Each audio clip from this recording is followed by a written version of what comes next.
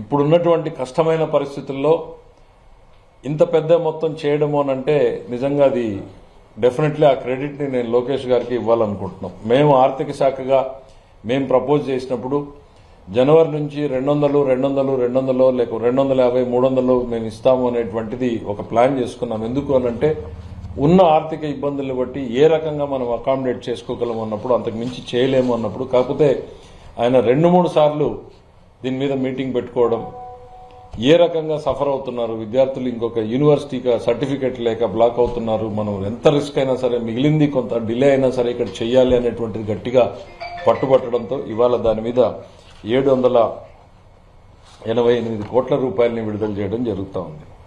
మరి దీంతో పాటు ఎస్సీ ఎస్టీ విద్యార్థుల స్కాలర్షిప్లు ఇవన్నీ కూడా ఇందులో భాగంగానే విడుదల చేయడం జరుగుతూ ఉంది. మరి ఇవన్నింటికి మించి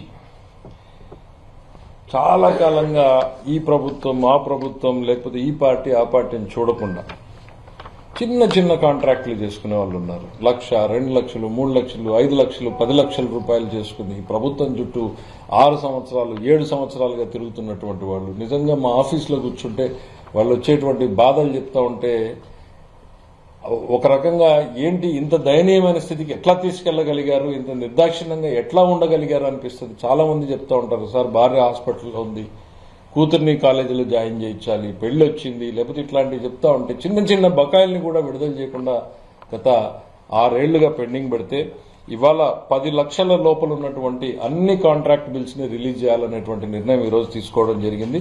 దాదాపు ఇది 26,000 మందికి లబ్ధి జరుగుతుందని మేము అంచనా వేస్తున్నాం. ఇది దీంతో అమౌంట్ ఎంత అనేటువంటిది